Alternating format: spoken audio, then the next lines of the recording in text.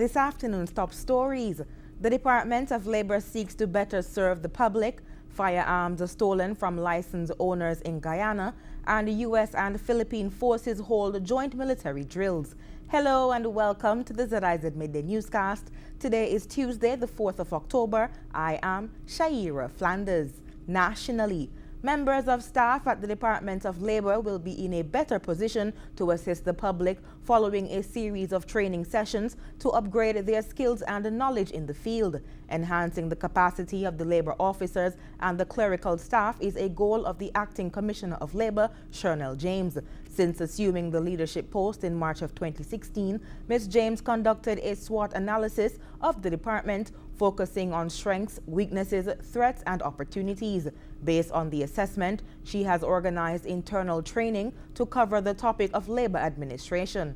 Training began 2 weeks ago and is held every Wednesday at 2 p.m. Ms. James has said 2 new labor officers and office personnel have responded well to the information. Support is being sought from the partner agencies in the Organization of the Eastern Caribbean States, or OECS, and the Internal Labor Organization, ILO, to assist these initiatives.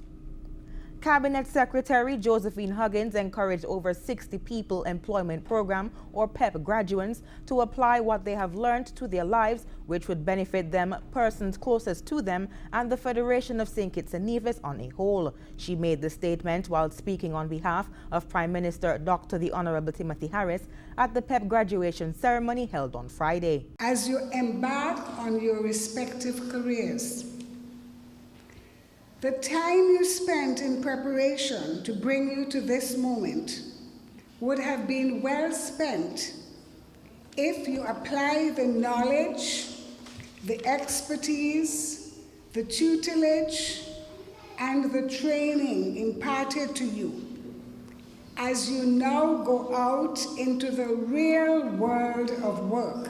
She urged the former trainees to be noble citizens, reminding them that while they came from different backgrounds, they all shared the same desire of making a better life for themselves. Similarly, Permanent Secretary in the Prime Minister's office, Osbert D'Souza, encouraged the graduates to make use of their training. I want to urge you to put what you have learned into practice, the skills that you learned here in cosmetology, in computer graphics, in office administration, and in early childhood development. I want to urge you to not allow your skills to go dying. Please, as far as possible, put what you learned into practice.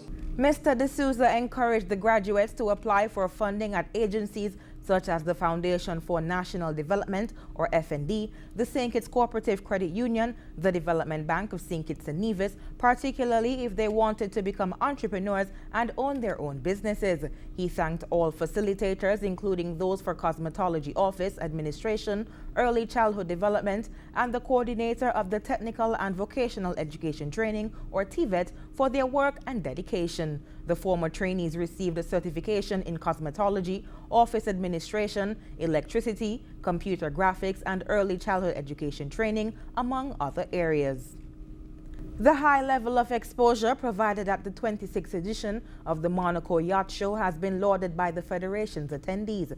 During the period of September 28th to October 1st, over 34,000 participants from around the world, including those from St. Kitts and Nevis, celebrated, quote, the best that super yachts have to offer. According to organizers of the event, the show attracted private yacht owners, future buyers of yachts, and decision makers from leading companies in the yachting and luxury sectors. Representing St. Kitts and Nevis was a private and public sector team drawn from the Nevis Tourism Authority, or NTA, Christophe Harbour, and the U-Lounge. The show featured over 580 exhibiting companies, designers, and manufacturers. It was an event where yachting businesses and promotional activities were conducted, and the St. Kitts and Nevis's team promoted the Federation's developing yachting industry. The show was held at Port Hercules, Monaco, in the Mediterranean. And on the regional scene in Guyana, A Paradise East Coast Demerara mother is speaking out about the botched delivery of her second child at the Georgetown Public Hospital. She spoke with Handel Duncan about how the baby suffered a fractured skull during birth at the healthcare institution. Naisha Hamilton was admitted to the Georgetown Public Hospital in labor pains on August 2. She was immediately examined by a doctor. After that examination, Naisha says she was informed that she was not ready for delivery. So I went out back in the waiting area, but then the pain was so much that I was keep vomiting. So they ended up taking me to another doctor to examine me. So she stated that it seemed like I was 5 cm. Well, with the vomiting and so on, I had to get oxygen saline. So like 20 minutes after, she said I'm not ready to get baby because I still need to wait like 5 cm more. Naisha Hamilton was admitted to the Georgetown Public Hospital in labor pains on August 2. She was immediately examined by a doctor. After that examination, Naisha says she was informed that she was not ready for delivery. Tell her that the water bag burst and the baby is coming down. She said, okay, they don't have any chair right now. Now we start walking to the delivery room. So while walking, like we now came out from the door, like 10 steps away, that's to the washroom side, we're by the waiting area. I stated to her I can't walk anymore, so I stopped and then I stooped down. As soon as I stooped, the baby came out. The 21-year-old was then taken to the prenatal ward. 30 minutes later, she allegedly informed the nurse that she was bleeding. The nurse allegedly told her that nothing could have been done. She then called a second nurse. Well, the one that was walking with me at a set time, she didn't want to pick up the baby. She's like, okay, you pick up the baby. And then after she didn't pick up the baby, she's like it was my fault that everything happened. I said, you guys supposed to have chair for me to go there. A patient is supposed to be walking to go to the delivery room. So none of them didn't want to pick up the baby. They tell me to pick up the baby. I pick up the baby and everything. Baby Ricardo suffered a fractured skull and spent 13 days in the hospital. A CT scan was subsequently done along with an examination by the hospital's neurosurgery team. She also met with the CEO of the hospital. During a conversation with the CEO of the hospital, Mr. Michael Khan, he promised that repeated checks would have been done on the infant. He also assured that based on what was related to him, the likelihood of medical problems developing from the fall would have been minimal. He said too that a report on the incident would have been forwarded to him, following which it would have been decided whether disciplinary actions were warranted. Handel Duncan, GP Nightly News. Still in Guyana, the acting commissioner of police is concerned about the increasingly lax manner in which licensed firearms holders keep their weapons, thereby allowing too many of those guns to fall in the hands of bandits. Here's more. The acting commissioner of police is concerned about what he views as negligence by licensed firearm holders regarding the safekeeping of their weapons. He provided statistics of robberies, which revealed that 9 firearms were stolen from licensed holders during July to September this year. The top cop issued a reminder to licensed firearm holders. You are approved a personal firearm license or license for your personal safety and protection. But in some of these instances, which I will highlight, you wouldn't really have to be a professor or someone with a master's degree or someone with a degree to understand that this is really a serious matter in terms of the care, in terms of the level of responsibility exercised. Mr. Ramnarine observed that 7 of the 9 firearms stolen from legitimate firearm holders in recent months were .32 pistols, and with that weapon being used in 80% of recent robberies, the acting commissioner thinks that the .32 pistol is currently the weapon of choice by bandits.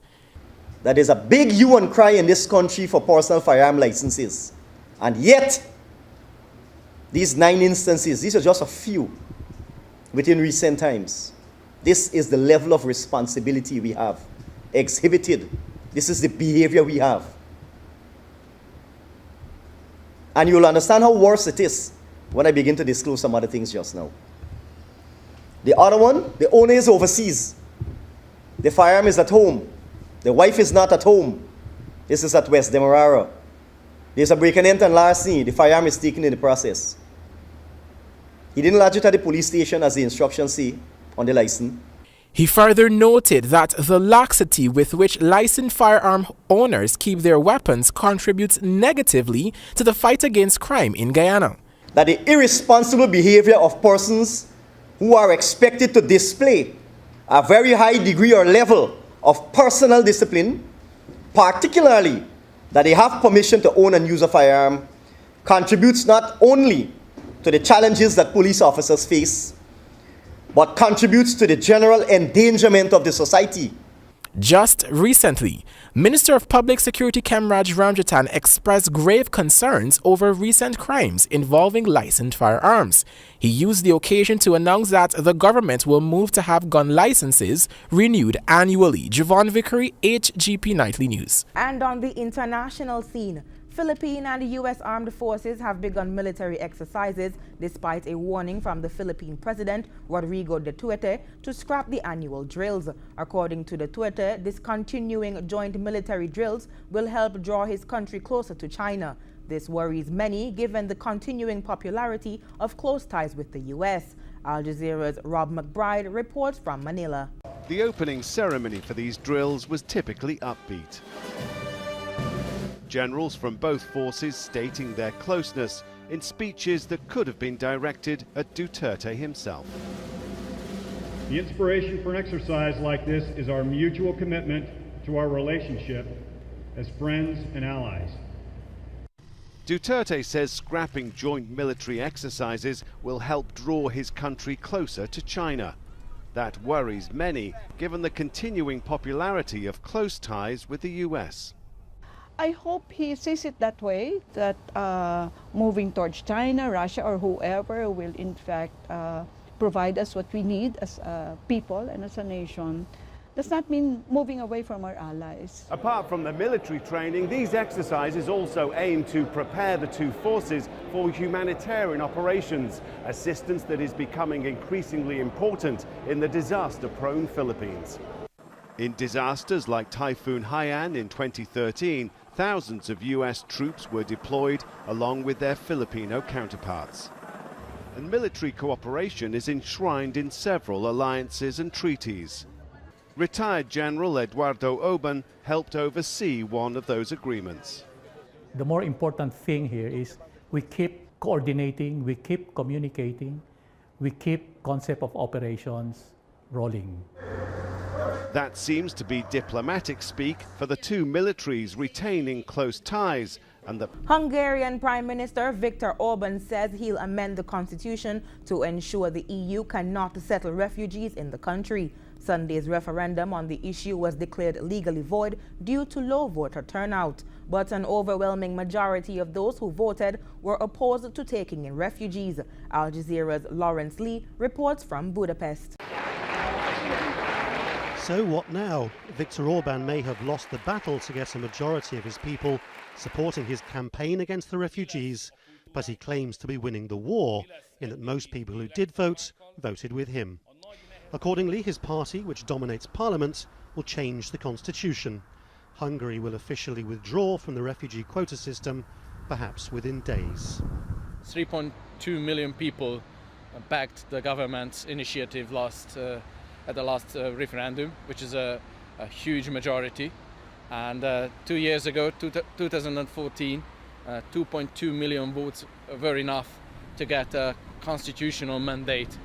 According to the Hungarian electoral systems, it means 1 million more votes is also a very clear mandate to change the constitution.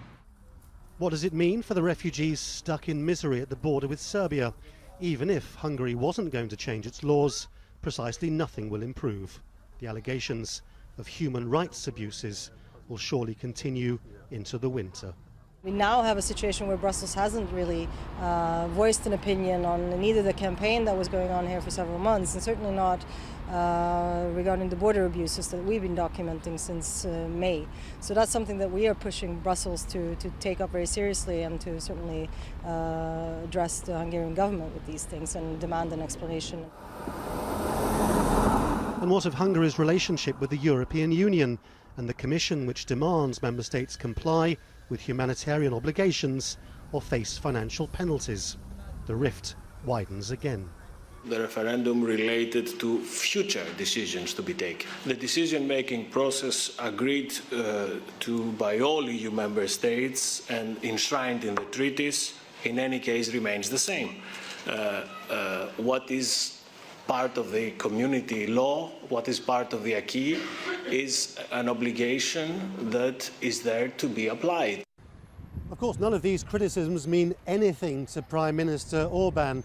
His supporters regard him as the saviour of the European Union and its Christian fundamentals. He also regards his thinking as being very much ahead of the curve in its defence of the nation state against unwanted outsiders. So far, the European Union shows little sign of knowing how to respond. Lawrence Lee, Al Jazeera, in Budapest. And now for the weather. Conditions today are cloudy. Winds are east to southeast at 12 miles per hour.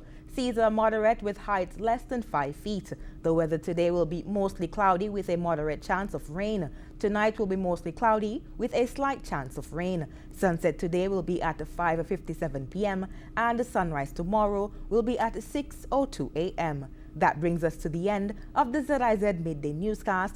Join us this evening for these stories and more in detail. Thank you so much for tuning in. I am Shaira Flanders. Have a good day.